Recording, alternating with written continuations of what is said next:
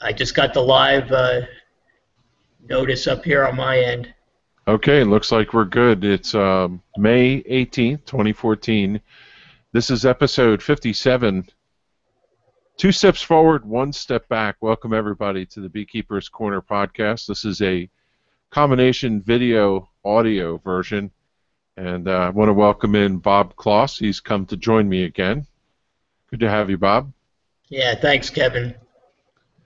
We had a good time playing with this last time, and I have to say that every time we do this, it becomes a real complicated mess to get set up. I don't know why that's such a pain, but anyway, we have a lot to talk about. You and I, we've had a busy week, if not a couple weeks. Yeah, it's been pretty strange coming out of what was an unusual winter. And the spring hasn't been any better, really, has it? No, it was really, really cold, and then all of a sudden we got a break in the weather, and now it's game on all the way through. Yeah, I think the swarm season is definitely upon us. So in my last episode, I talked about the event we had at the mentoring hives, where we went through and made a couple nukes and did Earth Day. And lately, those hives have been doing really well. I went in last week and checked them, and all 3 of them had queens emerged. And somebody pointed out something really smart to me. I don't know why I didn't pick this up. So we were on a Saturday. I want to say it was 3 Saturdays ago. And last weekend, I went to look at them on Sunday. And figuring, you know, it would have been 16 days till the queen emerged. But they were 2 days old, and when I got there, they were all emerged. Did you know that? You know, you told me that, and I guess, you know, I've been reading a little bit more on that. I think the temperature has something to do with it. It wasn't really that warm, but what I've been reading, I think it was Michael Bush, actually, that said it, was that if the temperature is a little bit warmer than normal, that sometimes they'll hatch earlier. But I was surprised when you told me that. I didn't know that, and you know, I was counting on them being there. I wanted to harvest the queen cells and didn't get a chance to do it. What I thought was really neat was they were all torn down. I don't know if I showed you that picture. I have a before and after picture where all the queen cells were ripe and beautiful looking, and then the next one, I found the queen where she had emerged. It had that little flap on it, so she must have just came out, and the other ones had holes through them. Wow. So, well, what do you think? She must have gone around, right, and killed the other ones? Either that or the other bees in there tore them down. Yeah, I don't know. That's odd. But you said it had a hole in the side. That would indicate to me that it probably was the queen. But you're also saying that they tore the entire cell down? They tore the entire cell down. It looked like somebody just chewed a hole through both sides, and you could literally look right through the queen cell. Wow, that's odd, isn't it? That wouldn't be something that I would have expected. Yeah. Well, you know, we've had a very busy day today. Both you and I. I got a phone call from you earlier today, and you were vacuuming a swarm. Yeah, so let's tell the local hive report here at 61 Lazy Brook Road. So I went into my top bar hive that I have out on my patio last week, and I saw swarm cells. So I took about half of them. I took 5 swarm cells. I took a couple of frames of brood and some honey and some pollen out of my other hives, and I made up 5 nukes, and I put swarm cells in them. There still were at least another 5. I turned the video. I'm showing the video up on the screen of your log that you shot. So go ahead. I put it on mute. So I knew that my top bar was going to swarm. So my wife was outside. Kathy says to me, "Oh, look at your bees. I think your bees are swarming." So I go out and I'm watching them and I'm watching them, and then I thought, you know what? Kevin's going to kill me if I don't take some video. Yeah, you got to shoot the video. So I grabbed the camera and I went out, and it was really a lot of fun. You know, the bees were out. I'm standing there shooting the bees leaving the hive, and I'm completely engulfed in this ball of bees. So I'm just waiting, say, okay, where are they going to go? So I turned around, and I thought they were going to land on this little oak tree that I have in the back of my house. But in fact, they made it easier for me. They landed, as you can see right there, they landed on this dead branch that had fallen down from a willow tree that I have in the back. So I just watched them, and little by little, they just started to accumulate on the end of this log. So it gave me an opportunity to go in and get my bee vac, which I've made, but I've never really used. And I took it out there, and I'll tell you what, it was a lot of fun to watch them land. The bee vac made it incredibly easy to collect them. I think I sucked them all up in about 5 minutes. There were very few, if any, fatalities. And then by the time you got there, and we can see some of that later, but by the time you got there, I was ready to put them in the hive. That's pretty cool. I'm just living vicariously through you. I was happy that you got to use your BVAC from the gadget garage that we made, and we see in this video you're shaking the bees down and putting the screen top on. That's the format you were in when I got there, and it looks like it worked out really, really well. I mean, I don't think it could have gone any better, Kevin. It was so easy. I watched them. I watched the swarm and the cluster form. I went down. I just sucked them off. There you are. That's so funny. I make my appearance in the video. Yeah. Ever trusted camera. So this was the time we were getting ready to put them into the hive. This is another great shot. This was when, after I had dumped them in, and we just watched them, they just were in mass going up onto the comb. Now, we had primed that comb with a little bit of sugar water, but it was pretty clear that they knew exactly what it was, and they knew it was home, and they just went right for it. So what was really not surprising to me, but I thought what was a little bit unusual is very few of the bees were flying. I mean, once I wet them with a little bit of sugar water and I dumped them in there, they saw the dark comb that was in there, and I think they said, well, this is home, let's stay. So I had very few stragglers.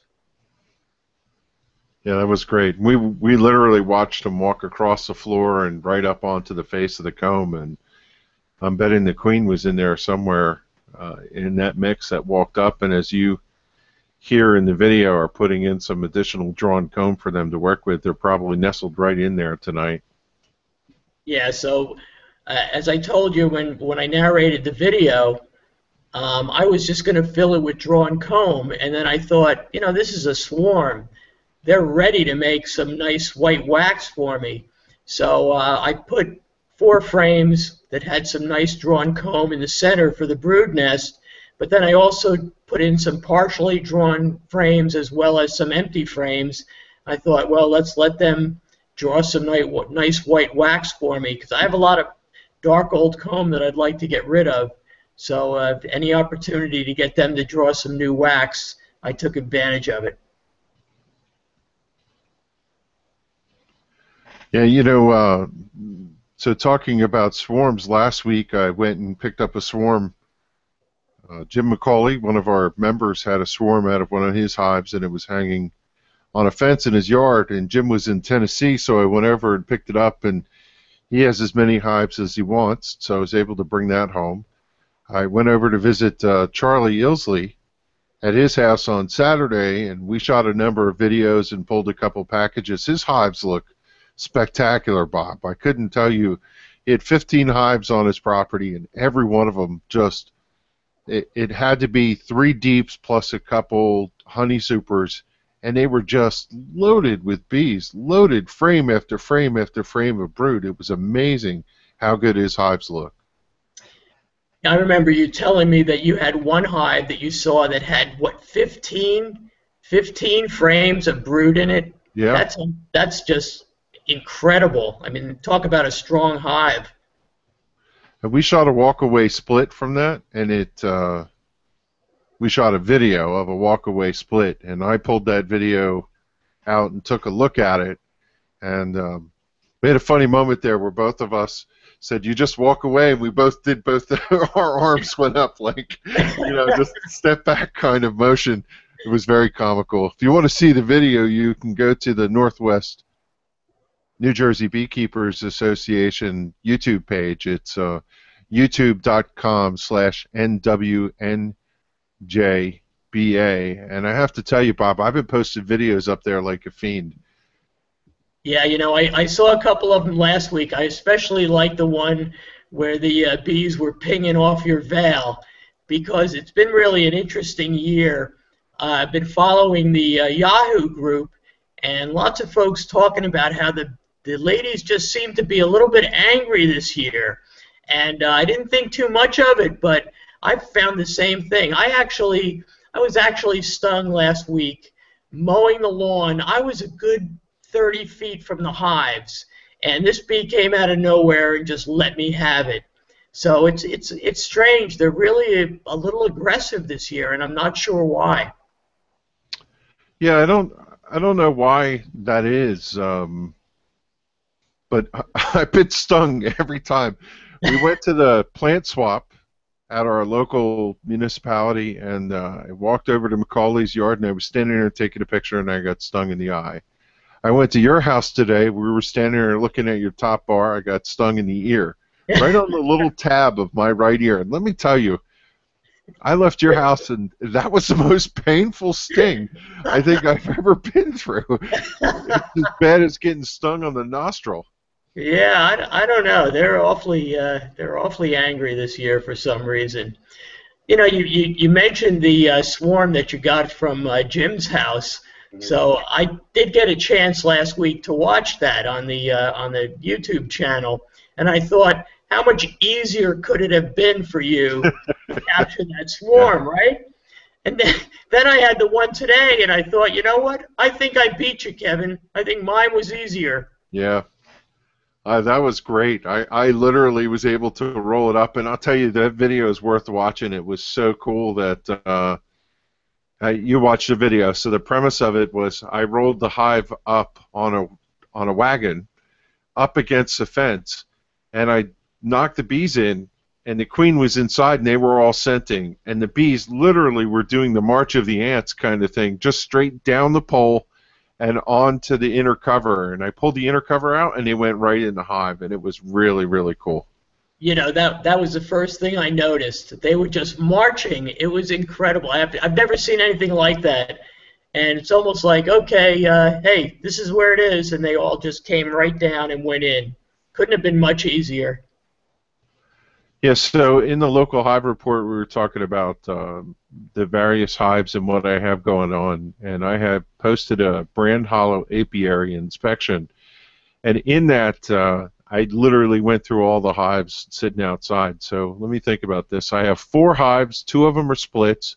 2 were walk-away splits where I pulled a hive. One of the walk-away splits had a queen. The other one has to raise its own. And then we have the 3 nukes from the mentoring hives, which we went through. And one of the things you and I were talking about this week was the Runty queens for 2 of them. Yeah, when you mentioned that to me, that 2 of them were pretty runty and one looked pretty good. So I went out, of course, I Googled it. I started Googling Runty queens, because the first thing I thought of was, well, what about if you've got a small cell queen? Is she actually smaller than a normal queen? So I Googled it, and I didn't come up with much, but when I put in Runty queen, there was a lot of discussion back and forth on BeeSource and a couple of the other websites. And depending on who you ask, I mean, everybody wants to see big, fat, plump queens, but there was a number of comments from different people, including Michael Palmer was the one that I remember, where he said, the size really doesn't matter that much. Sometimes you get a runty queen and she's really good once you get her into a production colony, Or sometimes you've got a nice big fat queen and you put her into a production colony and she doesn't do that well. I mean, I think at the end of the day, I'd much rather have a nice plump, well-mated queen than a runty queen. But I guess I wouldn't pinch off a runt either. You know, I have a problem with pinching queens Yeah. anyway. Somebody sent me an email saying you could take it and pinch it off and make a lure out of it. Use it as a lure. And I'm telling you, the one queen that I saw was so small, it might have been as like a 1/4 inch bigger than a regular bee. It was really tiny. And you know, I've been reading a lot about these runty queens, and one of the things they say is before they're mated, when they're virgin queens, they really are not much bigger than a worker bee. So, you know, may just be that they weren't mated yet, or again, they could be runty queens. Who knows? oh, that's interesting. You know, I did wonder if they were going to grow anything, but you would think when it emerges, it would be out the size it would be. There's the queen right there in the video. Oh yeah. One of them.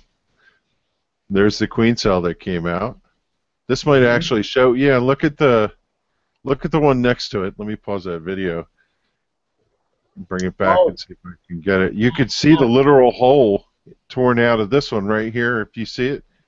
Yeah, and actually, the other shot that you showed, it looked like it went right from one side through down to the other side. Yeah. Just straight through, almost like a bullet. It's a huge hole in the side, and the whole side of the queen cell was torn out. So it's crazy what they did to it. Yeah.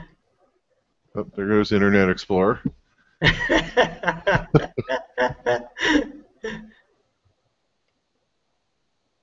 No, you know, I think anytime you can try to raise 3 queens and you get all 3 of them, I think you've done pretty well.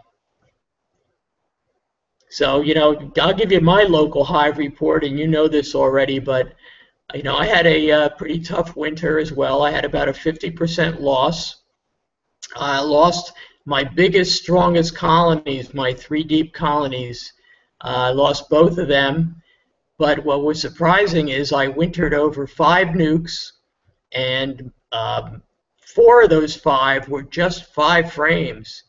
And I put them all together, put a little insulation around them, trying to, you know, help them use each other's heat. And 4 out of the 5 came through the winter, so that was all I had. I had that, and of course, the old faithful top bar on the back patio.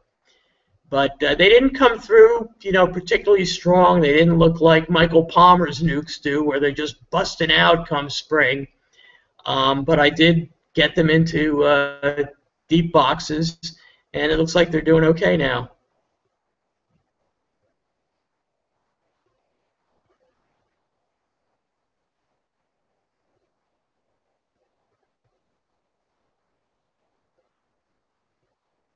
Looks like I lost you, Kevin.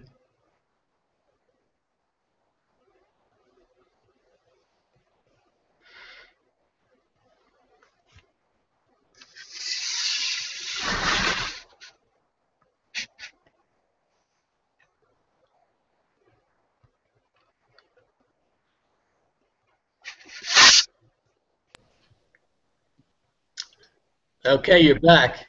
How about that? I don't know. I don't know what that was, but we're back. Yeah, I don't know how long that was. I was clicking and clicking and clicking and finally got it to come back. So I don't know if we... Well, it looks like the broadcast is still going, so there'll be a donut in the middle of it. At least I can edit that out and go through from the audio standpoint. So just in general, you know, it was a tough winter. It was a very difficult winter in New Jersey, much colder than normal. And, you know, I didn't fare very well. I knew I wasn't going to, but I've taken whatever I had coming out of the winter, and I've just split. So Yeah.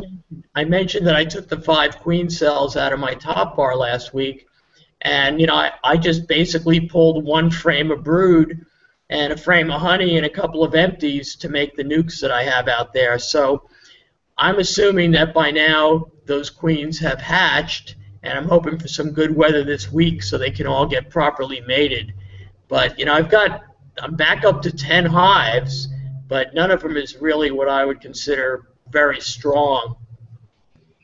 So you and I talked. I'm gonna take the hives that came from the mentoring yard and bring them back next week for a meeting that we have, and we're gonna take them out of the nukes and put them into full-size hives, and that'd be a pretty cool thing for people to see because they watched us make those splits, and now they'll be able to see the fruition and see the queens. So we'll be able to dig in and find out what those runty queens look like now that they've had a little bit of time.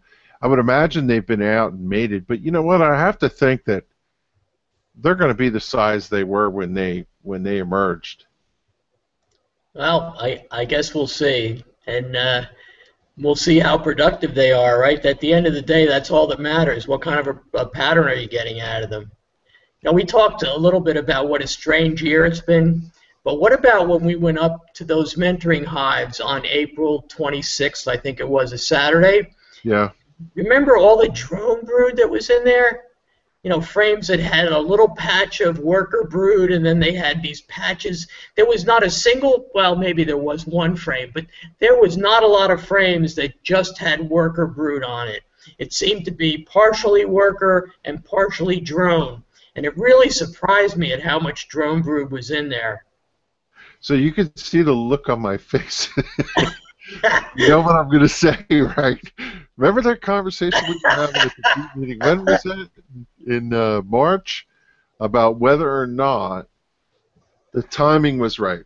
So we were having a discussion about making splits early on those hives, and if we had made the splits early, could we do it and time it so that when the queen emerges 14 days later, there would be drones all over the place, and we'd give that hive the earliest start it could get. Remember that conversation we had? Not at all, Kevin. I can't remember it at all. We had some pretty good back and forth. I was, as much as I wanted to make those splits early, I was very concerned that there would be no drones around or not enough drones, and we wouldn't get a well-mated queen. But you know, to your point, I actually marked that date on my calendar that we saw drone brood on the 26th. I went back a week later, and that hive was full of drones. So by early May, the 1st of May, there were drones out there. So I have to say, you were right.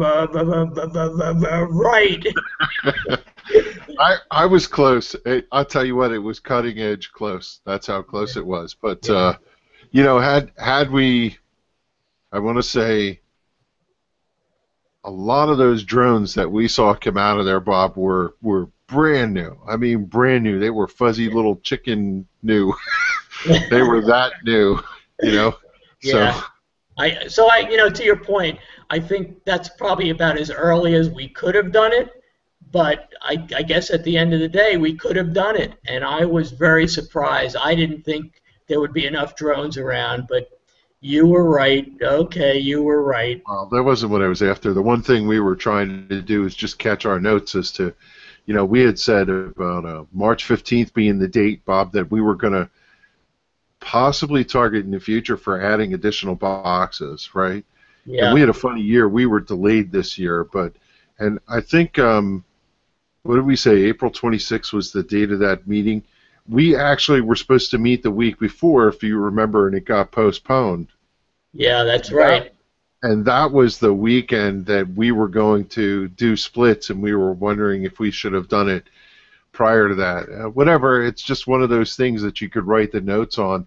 I don't know if we'd have got there a week earlier if any of those drones would have emerged. We would have seen tons of drone frame, but maybe not. I don't know. Well, Kevin, it goes to what we've been talking about, is the season is much earlier than we originally thought, right? There's a lot going on from March 15th on. I actually went up to those mentoring hives, the mentoring hive, we only have one, and I actually checkerboarded that hive on March 15th. And you saw when we went up there, they were already up in the third box. Right. So the season is a lot earlier than at least I originally thought, and the flow is a lot earlier than I thought too. There's pollen and there's nectar out there pretty early in the year. They find it. There's not a lot, but whatever's out there, they can find it. So one of the things we talked about too was the fact that we're looking at different markers for the year in order to check and see when swarms are going to come and things like that. And the first sight of a drone should be a new benchmark that we use in order to figure out when the swarm season is coming, right? Because a natural hive will not swarm without drones. And that drone has to be a predecessor to a potential swarm date. So we can memorialize the date for this year. So on April 26th, we saw capped drones in that mentoring hive, and I went up there a week later on Saturday, May 3rd, and that hive was full of drones. Yeah. Mm-hmm. So I wrote that down just to make sure, but that was a lot earlier than I thought. So I actually had this set up for segment number 2, revisiting this early start, and I wanted to go to segment number 1 for the podcast, which was queen acceptance. I got a message, an email from Chuck Zumpf from Nevada. He's apparently from the high desert area region there, and I wanted to say thanks to him for writing in. He was saying that their beekeeping season is underway, and they've collected a couple swarms, and it sounds like they did okay getting through the winter. One of the questions he wanted to ask to see if we could explore was about queen acceptance, and that they had some problems in the past with putting new queens in and having them be accepted. You have any thoughts on that, Bob?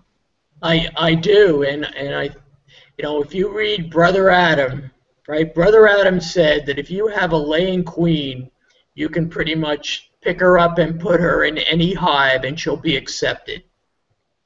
So yeah. I think the issue is when you get these queens and they're coming up in a package from the south, they haven't been laying for a couple of weeks, and it does take some time for them to be accepted by the workers. And think about it, in a package, all of those bees are coming from different hives, right? The queen hasn't been laying for a while, and I think to direct release a queen that comes from one of those packages is risky. But based on what I heard from Brother Adam, I would take a laying queen and I would put her in any hive, and I think she would be accepted immediately. I've heard Michael Palmer talk on that specific topic, and in fact, I've seen him in a video literally pull a queen out, I think, and walk over and put it in a hive. But, one of the things about that is if you have a queen cage, for example, and you're going to put that in a hive, I'm wondering if you look to see whether or not that queen is going to be accepted. And maybe the better way to do it is to reverse engineer it. Maybe you pull a couple frames of brood and no queen, and you put them in a nuke first, and you put the queen in there and let the queen get in that. The other queen is hiveless or queenless, and maybe overnight, right, because wait, let me say this over again. You had a hive that had no queen, right? Okay. You pull 2 frames out, and you bring them into a nuke box, and you insert the queen. And they'll accept that queen because they have none. Then you take those 2 frames that have already got their scent on it, and you put it back in the mother hive. What do you think of that idea? Do you think that would work?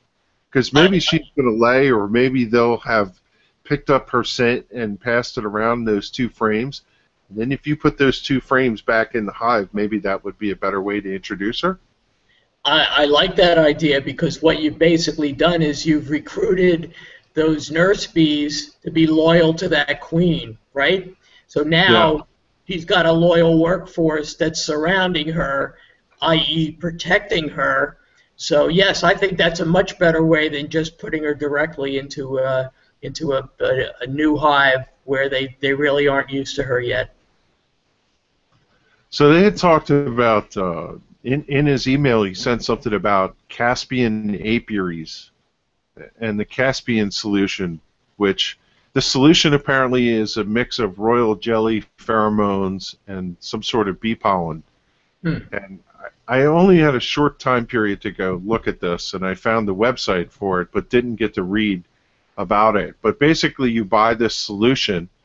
It's $1 a liter, and you mix it in with, it's like a powdered solution, and you mix it in with water and other ingredients. And I think what I read on here, don't quote me on this because I'm not sure 100%, but there's all kinds of stuff on here about artificial queen insemination, mating, things like that, and in prevention of American foul brood.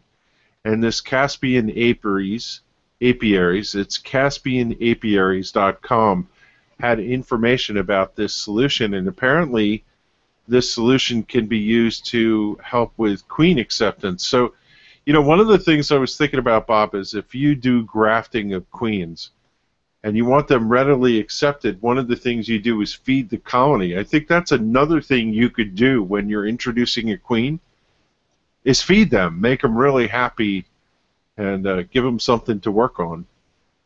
Yeah, I mean, we talked about this a little bit, Kevin, but, you know, the flow really helps a lot. You know, trying to raise a queen or trying to get a queen introduced when there's no flow on is a lot more difficult than this time of year when they're just looking to take off. And I think you're right. I think this is the time, so let's do it. That's interesting. I'm surprised. I really have never heard about that. What is it called? Caspian? Caspian, yeah. Yeah, I've never heard. I'll provide a link to this in the show notes, and I'm going to do a little more homework on it and see what it's about.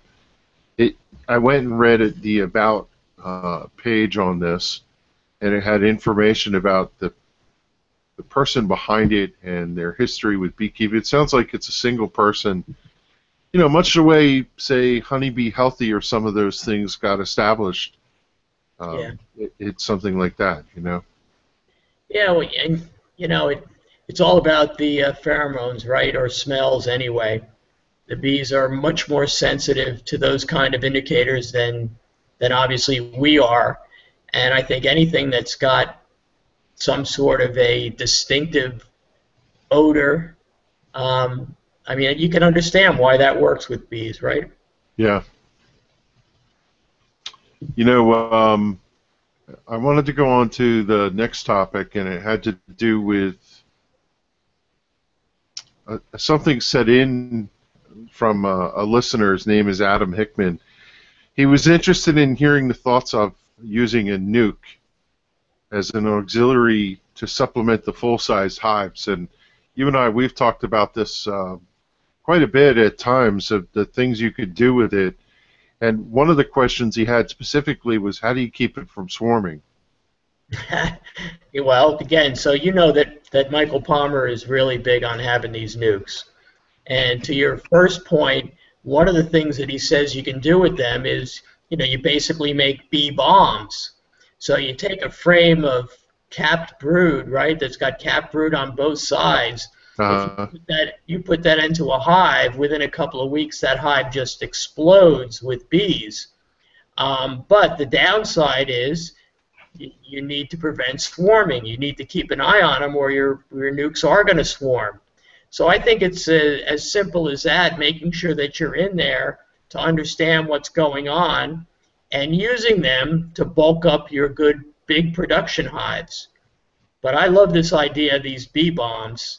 I wish I had more brood coming from my nukes right now so that I could beef up some of my production colonies. You asked me today about the nukes that we brought home from the mentoring yards, whether I put them in full-size boxes, and I haven't yet. But one of the ways that I'm trying to keep them at bay, because I'm sure they're growing, is I put a second nuke box on top, right? And if you think about the utility of these things, there's no wrong answer. You can create more comb. So I have a top bar hive that I'm going to press into service now that I have some bees. And I want them to build that out. So I'm going to start exchanging top bar hive, you know what I have, Bob, the the foundationless ones. I'm going to start putting them in there and have them build out. I have 2 of them built now, and when I put a package of bees in there, they'll have some comb to work with. You could raise queens in those. You can, as you just said, pull brood out and add additional bees to a colony when they are not doing well, or you want to get into the forage season like we are now. There's a lot of things you could do with them. I guess the one thing you have to be careful is you have to monitor them, because if they're going to swarm, you need to make sure that you're keeping an eye on them. They will get there quickly because of how prolific they are. Yeah, but the other thing about them, Kevin, is sometimes, you know, that I've been foundationless for a couple of years now, and sometimes when you try to get the bees to draw foundationless, they'll draw out a lot of drone comb, and you know that's great for storing honey, but it's really not what you're looking for. What I found with nukes, and I think Mike Palmer confirmed this, is the nukes will draw very little drone comb. They're really drawing out that worker comb.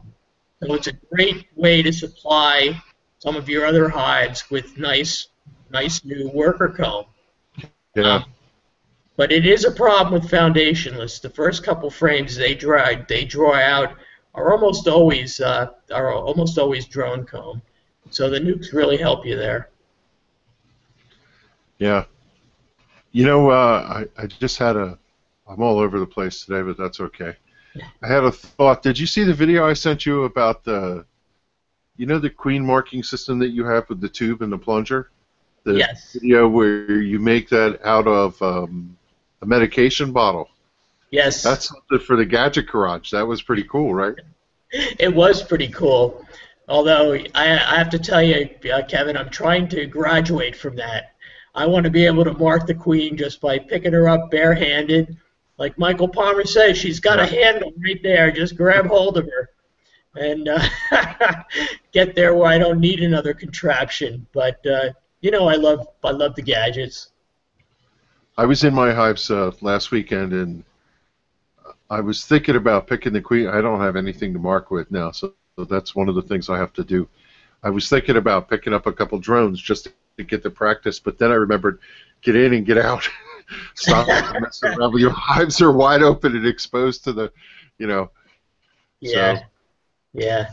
I'll tell you, there is an incredible video that Michael Palmer has out there where he picks the queen up by its wings. He says the handles, right?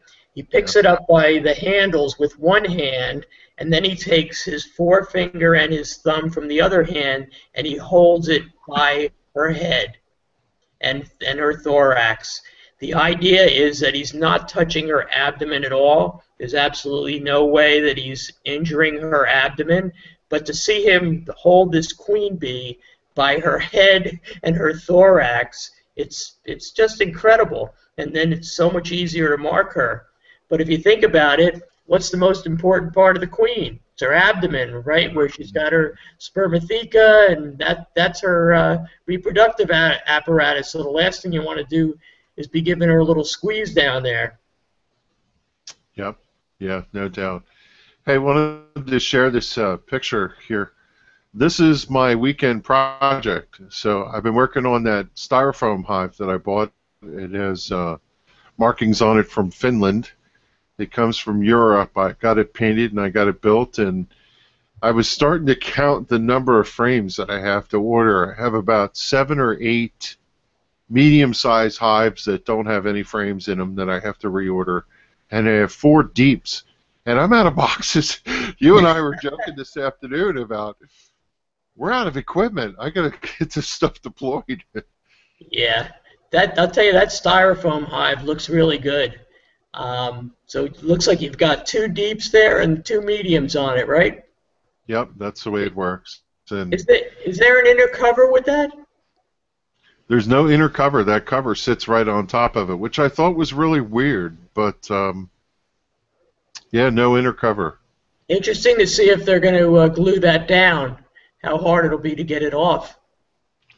One of the things I read about these hives is they don't propolize the styrofoam at all.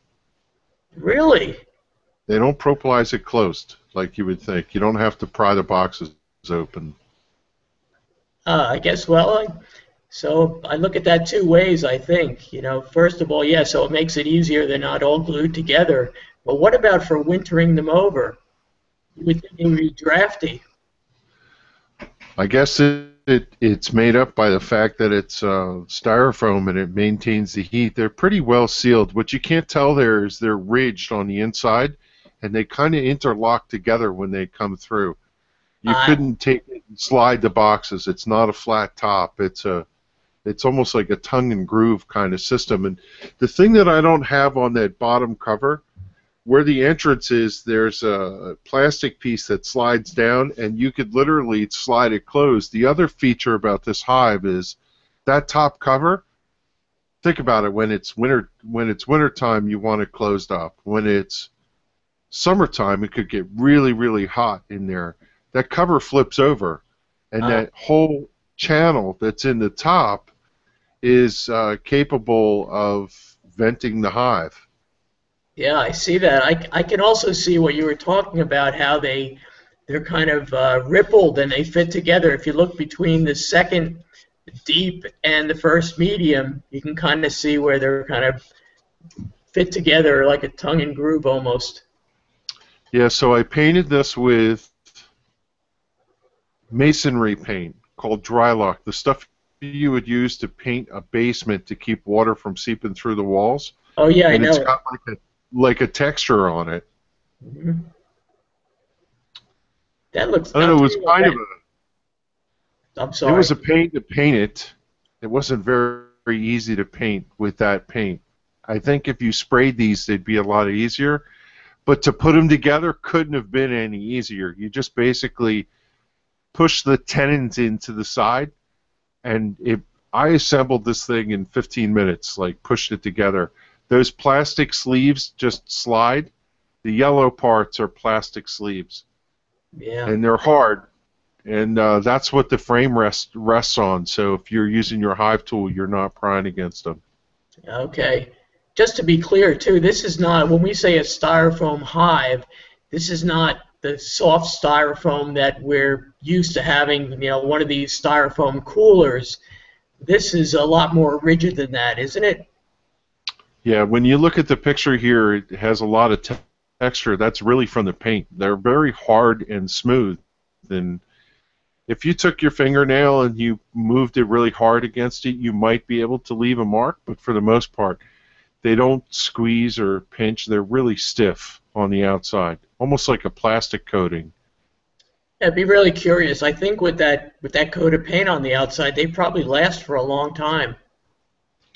They say you only have to paint them once, and they'll last for 30 years Wow. without having to paint them again. Yeah.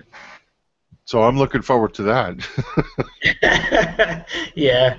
I mean, I guess the main advantage when I think about a styrofoam hive is just that insulation and maintaining, the heat in the winter and cool in the summer. Just not having those drastic changes. Yeah. Well, the way I look at it is I'm finally getting to that fruition that I was looking for. The only thing I didn't get built was my Ware hive, but I got this hive. My top bar I'm ready to put in. I have my mediums, all medium stack. And I tell you, I think I'm really going to enjoy that. And if I were going to start today, I would start with all mediums. I would go that route. I would not buy deeps. I think that's what I would do. Yeah, I heard that early on from Michael Bush. He said, go all mediums, but I don't know. I just went the traditional way, and I think I'm with you. I think that's the way to go, just because they're so interchangeable. Yeah. And Yeah, just, I think there's a lot to that, no doubt. well, I'm not the biggest guy in the world, so it's really a struggle for me when I've got a deep that's full of honey for me to lift that thing off. And I think anything that would help with that would be useful. I know that When I was at Charlie's last week looking at his 15 hives, I'm thinking to myself, wow, that's a lot of work. And he had additional equipment all over the place to support his stuff. He had boxes laying all over his yard and honey boxes and all this stuff prepared. And I have to think that that's a lot of work. Well, you know, I have, my grandfather was a beekeeper. I think I told you this. And back in the 60s when it was a little bit easier than it was now. But I have some pictures from him, and he ran all deeps. Even his honey supers were deeps. Wow. Can you imagine what that weighed? I mean, I don't know how he did it, but that was he did. The other thing is Dee Lusby does the same thing. She runs those hives with 5 deeps, even with her honey supers. I just don't know how you handle something like that. See some of those tower hives that people have, they're all that way too, you know what I mean? One of the things that I had in my garage is a shallow box, a really small one. I'm getting rid of it. It's like an orphan. It's the only one I have. It has a bunch of frames with no foundation. It's got that, I don't know what it's called, the foundation that had the plastic sheet with the wax on it. Yeah, yeah. That tells you how old it is. I think it's called my mother-in-law. Yeah. What's it called? Yeah, shallow. You know, I wanted to say it was plasticell, but it's not. It's not. I'm thinking of something else. But you're right. I haven't seen shallows around at all. We have a few in the mentoring hives that were donated to us. I think medium is the way to go, though. Yeah. Yeah, I think so. You know, the one thing it sticks to me that who was it? It was Tim Ives that said it when we went to see him that one time. He talked about the square footage that you lose. I think it was Tim that was talking about that. Yeah. You know, when you have a deep, you have more comb space, and when you have a medium, you have comb and a bar and a top bar, comb, a bar, and a top bar, and you tend to lose more bee space inside the box. Yeah, I mean, I've heard some things also about winter clustering where, you know, they have to fill that gap between the, more gaps between the medium frames than they would with the deep frames. I think if you have a strong hive, it really doesn't matter. Yeah. So we have a meeting coming up, and you and I were having this discussion about what the heck are we going to cover? And we were talking about the Desmarais method. Yeah. Well, you know that I wanted to try that this year. Unfortunately, my full-size hives didn't make it through the winter, so I wasn't able to do that. But I've read a lot about it, and I know you know it very well. But one of the things I read said, if you're any beekeeper worth his salt, you have to try it at least once. Yeah. So that's kind of where I am. I've got to try it at least once. So the premise of it is it expands the brood nest by manually separating the queen from most of her brood and placing her in the bottom brood chamber with a couple of frames of uncapped brood. I'm reading that. I don't know that because I'm that smart. It says the remainder of the brood is placed higher up in the hive above one or more queen excluders. And again, going back to the Tim Ives conversation, I think it was in January we went to see him or something like that, if you remember. Yeah. He talked about the queen excluder, and somebody was just putting the queen in, and every time she made brood, they moved the brood above the queen excluder, and that would just keep having the queen producing, and then they would pull those off and make new hives out of them. Yeah. If I remember correct. Do you remember that topic he was talking about? I do, and just kind of getting the queen to do what you wanted the queen to do, right? Yeah. We need to think about trying that this next Saturday when we have our meeting and we go up there, take a look at that 1 deep hive that we have and see whether we want to try it. I'd love to give it a shot. Yeah, I think it would be neat. At minimum, we could just, it's a mentoring hive. We could set the thing up and look and see what the premise is. We don't literally have to do it. We could set the whole thing up and show people how it would work. One of the things that I wanted to bring up on the podcast and just discuss with you when you had a moment, you and I We were joking the other day about that presentation we gave at North Hunterdon High School where we were in that small classroom, and we went through the swarm prevention techniques, and we shot a video. It's up on the YouTube. It's like 2 hours long. We sat in there and went through all this stuff. Do you remember the conversation you and I had about that, what I had said? I don't. You're going to have to remind me. So we were joking about, we were going through all these techniques that we found on the web, pyramiding up, checkerboarding, this, that, whatever. We're telling all these people, some of them didn't even have bees yet or not, and we started to grow a conscience about let them be. You know, we shouldn't be. It's like snake oil salesmen, right? We're telling all these crazy things for people to know, but you know, I don't know. Yeah, sometimes at the end of the day, you're better off just leaving them alone, right? Yeah, leave them alone. What was interesting about that meeting was we had a lot of new beekeepers there, and I thought these are kind of advanced techniques that we were talking about, right? Yeah. And I thought that we probably would have lost them, but I got a lot of feedback from the new people there. They found it really, really interesting. Even though they weren't going to be able to do it this year, they just thought it was really interesting, the different manipulations that you could do to try to increase your honey production, or trying to get that, as you say, trying to get the queen to lay as much as she can. So it seemed like folks were interested, even though it might not have been really relevant for them this year. Well, at minimum, you know, the way I look at it is, if you did none of it, at least you heard a lot of the biology and a lot of the technique and the different things about that you and I covered. And I was thinking to the context of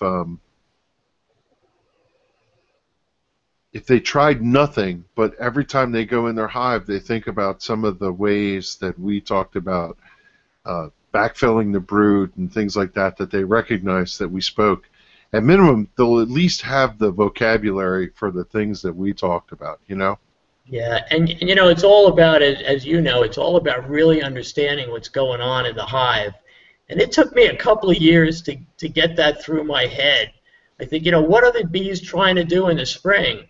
Are they trying to build up enough brood that half of them can leave, right? Build up the workforce so half the bees can leave, and build up enough honey so they can take half the honey with them. Seems pretty obvious, and it seems pretty basic, but I don't know, it took me a couple of years to figure it out. You know, and once you do, then you can start these more complex manipulations. If you understand what the bees are trying to do, then you can work with them and do these different manipulations to try to increase your honey production or increase your numbers of bees. Yeah, so you and I started beekeeping relatively the same time, and the reason I say that is we started in 2008, but it was really Sharon that was doing it. I was a beekeeper's husband, and now she became a beekeeper's wife, right? When we switched in 2009, and I started doing more of the beekeeping, and that's about the time that you came. The question, I guess, is, are we novices anymore? And I have to say, I lost all my bees this year, which was really strange to me. It was like a foreign concept. Given all that I know, should have been smarter. You and I, we talked about that, the one episode. But I watched a video of myself the other day going through all my hives and looking what I had. And there wasn't a single time. And I remember looking at videos that I've made in the past where I'm holding a frame and I'm going, I don't understand what's going on here. Now I know. I know everything. And I think back to like that first year, the bees overwintered, and the next year that the hive went south, and I couldn't figure out why. And I saw all the bullet comb from the queen who was gone, and they were laying, the workers were laying multiples in a cell and things like that. I saw all that, but I didn't know what it meant. Yeah. They were trying to make a queen, and they just couldn't literally do it because they didn't have the right tools and equipment inside the hive. And I was at a loss as to why the hive died. But now I know, right? And I think I've become comfortable at going through the hives and pretty much everything I see I understand. And that's a really big, I don't know, it's like a milestone as far as I'm concerned. And it's no big deal, but when you watch the video, as I did, of myself recently, I realize that I'm there. There's not much that surprises me anymore about what I'm looking at on the comb, you know? Well, it's why we have so many new beekeepers that come to our meetings up at the mentoring hives, because when you first start out, you don't know what you're looking at, and that's what it's all about. And it really helps a lot to have somebody point things out and show things to you so that you understand it.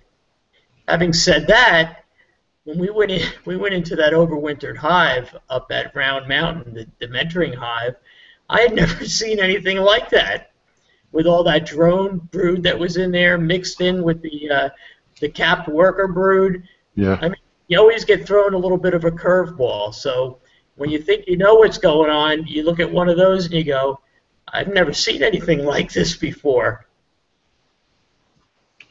Yeah, you know, that's not to say, and I tell this people all the time, or tell people this all the time, is that beekeeping is one of those hobbies that you can't say been there and done that. I don't think I've ever come across it. So, you know, we've been chatting for a while. Both you and I got to get up early and go to work tomorrow.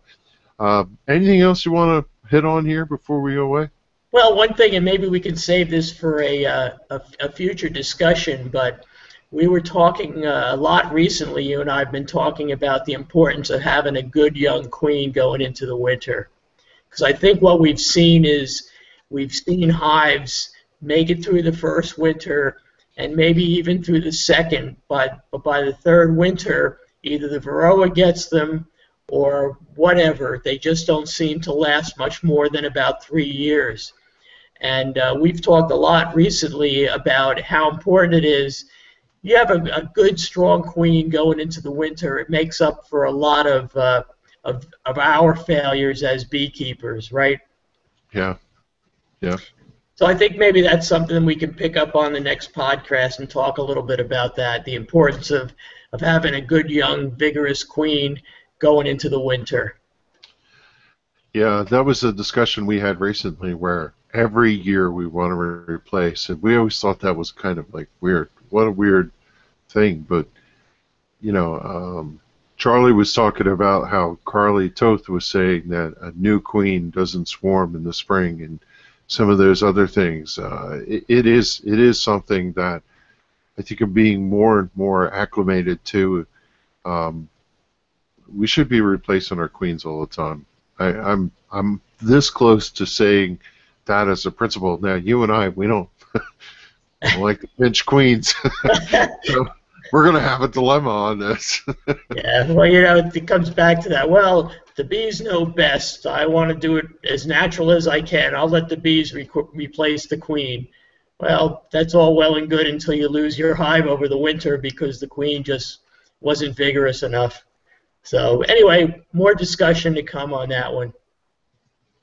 Yeah, you know, you remind me of something I read recently. I was overlooking at something from Randy Oliver, and he was talking about animal husbandry and the fact that when you take the bees and you put them into a box, they're not wild anymore. And, you know, they were talking, and there was one by Rusty from Honeybee Suite was an article he referred to, and the premise of this was that all these people who say they're going to go treatment-free and all these other things, you would not buy a dog and say, well, dogs naturally eat in nature and nobody feeds them, so I bought a dog, I'm not going to feed it. That kind of thing. It just doesn't make any sense, and that wasn't the literal analogy, but that was an analogy I thought of, and yeah, I know that there are people who are doing treatment-free and they're not feeding and they're getting away with it, or they have figured out something that the rest of us seem to be unable to reproduce for whatever reasons. And I've touched on this in past episodes.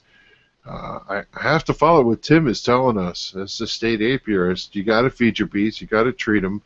You got to do what the conventional wisdom is. And now, both you and I, maybe we'll get enough bees that we can go the treatment-free route and figure out well, I know where you are with treatment free. Look how far we're getting, right? We're trying. Yeah. Well, you know, it's nice having the mentoring hives too, because I can always maintain them in a more traditional way, right? Because I want to keep them alive for the club. And then Yeah. I can play around with whatever I have at home. The key to any of it, as you know, Kevin, is having numbers. You need to have enough numbers whether you treat or you don't treat. You know, you can't get by with 2 hives. If Yeah. you have 2 hives, you've got a huge risk of losing both of them. I don't care if you treat or you don't treat. So it's really about numbers. The other thing I would say is, you know, people that say that they don't treat, that's fine. They don't treat with chemicals, but they definitely use other management techniques that help them keep the varroa down. Because the varroa is public enemy #1. And you need somehow to do something, some sort of management techniques that's going to keep your varroa to a level that the bees can tolerate. I mean, I didn't treat last year, but I had done splits on my hives, and I had done other techniques, as you said, that should have let me be treatment free. And quite frankly, I got to the end of the year, and my bees were okay. I was checking them for mites, and it was the robbing thing that got them. But you know, after you saw that pile of bees I had when the one hive died, I checked them, and there were mites in there. So until I get a plethora of hives, I think there's mite away quick strips or something in my future. Yeah. Well, yeah, the other thing is, you know, I'm sorry, I just lost my train of thought here. Treating? Oh, so we talked about swarming, right? This kind of leads into that. You know, should you let your bees swarm? There's your natural brood cycle break, Yeah. right? So I had my top bar, and I went in there. I took some swarm cells out, but I knew it was going to swarm. That's not necessarily a bad thing. I mean, you saw it today. There's still a lot of bees left in that hive. It was 3/4 full. Yeah, so maybe, you know, it gives it that break, and maybe that's, again, it's just one of the management techniques that you use. Of course, treating, and I think, you know, now that we've got Max, I think that makes it a lot easier because you can treat when you've got honey on. You don't have to worry about it. But I think that break in the brood cycle is as effective as anything if you're not going to treat. There's something. Pay attention now, because this is something I've been Pointing thinking at about. me. Swarm. Let your hive swarm. What goes with the swarm? The old queen. A queen. There you go, right? A queen every year if you let your hive swarm. Yeah, well, that's for another time, that discussion. But you know, think about it. A hive has to be really strong to swarm, right? Yeah. It's got to have numbers, and it's got to have honey and pollen. It's got to have everything that it needs. So it's hard to argue with, oh, I had a strong hive, and it was so strong that it swarmed. But Here's that's a question I have to the opposite of that, right? Yeah. Your hive just swarmed, and you have the old antique queen. Why is that good for you, right? Why is that good? Well, she's Now not you have there. the old queen in your box. Now, mind you, right, one of the conversations I've had in the past with myself on this podcast is that this is the best of everything. This is the future of the beekeeping. You know, when they issue a swarm, they want to start over from scratch, but they send the old queen out, and who knows how long she'll be before she's out of gas, right? So Yeah. isn't that kind of odd that the queen goes with them? Wouldn't you think they'd send a brand new queen when that's to be the case? Yeah, I guess you might, but think about it. It's risky. How many swarms make it through the winter, right? So it'd be pretty risky to put all your eggs in that basket. I don't know. Again, lots of good stuff to talk about. Yes. You know, and the other thing is, you know, I don't know the answer to this. Maybe you can tell me this. So how often are the queens that go out with a swarm, the old queens, how often are they superseded pretty soon after they swarm? I don't know. You would think that that would be a common case, right? Because now they're reestablishing, she's building new brood, and I guess maybe they're not worried about it. If she's bad, they'll replace her. And the old colony that she left behind is suddenly new. They've got a new queen. They've got all new brood. They've got plenty of stores because it had to be there. So it's in the best shape of its life. But time and time again, if you ask people about the best hives that they have, they started with a swarm, or more specifically, you'd be better off with a feral colony. But the swarm ones are always, some of Charlie's best hives of his 15 were ones that were swarms last year, and they were just hammering this year. Well, so there's that, and then think about it. In a swarm, you've got a queen that's at least lived through the winter, right? So she's lived through one winter. Yeah. There are those who would argue that the queen is at her best in that second year. Kind of goes against what we were saying about requeening every year, but I think there's an awful lot of talk on the internet about how that second year queen is the best, the one who's made it through the winter. That's why folks are wintering nukes, right? Why do people want to buy an overwintered nuke? Because it seems like that second year is really her best. But we can talk about that some other time. Yeah, let's wrap it up. I will say to you that we both have queens coming in June time frame, and you're hearing a lot about people who put their queens in after the summer starts, and they become the best queens. You go over winter with them once, and you replace them that following June, and that seems to be the good cycle for us, I think. Yeah, I think so too. Well, Bob, this has been great. I appreciate you coming in again, and we'll have to just keep having you back and have these conversations. And folks, yes, it's like this every day. Bob and I talk, what, 2-3 times a week sometimes, depending on how many meetings we have coming up and activities. And we're going to the spring meeting. If you're a New Jersey beekeeper, the New Jersey Beekeepers Association spring meeting is coming up. It's being held at the Jersey Cape, and Jersey Cape always puts on a really good meeting. So the agenda came out. It looked really good, Bob, for that. Yeah, I mean, they always put on a great show. I've never been to one of theirs yet, but you have, and but I've seen some of the video on it, and I'm really looking forward to it. Hopefully learn something. Yeah, and I guess it's funny, I waited till the end to plug this, but the New Jersey Swarm Report is up and running. You logged yours, I logged mine. I think we're at 42 or 43 so far this year.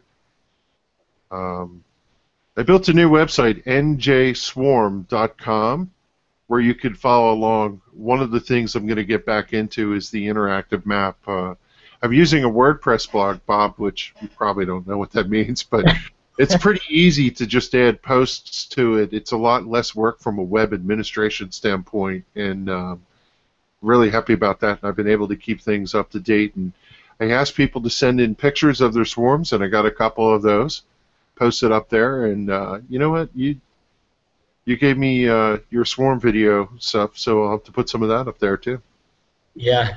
So yeah, I was looking for the map today, Kevin. I wanted to see where it was, so better get that up there pretty quickly. I want to see it. I did make I literally went and entered every address into a Google Map plugin, and there's one up there if you look at the links, but it's not as good as that other one. I think what I'm going to do is dump the data out of the swarm report into the batch geo one that I used last year, and then just create a link to it from the website and do it that way for now, until I figure out how to embed it, because that one showed you the swarms and you could click on the weeks as it went through, and each week it would show you where they were.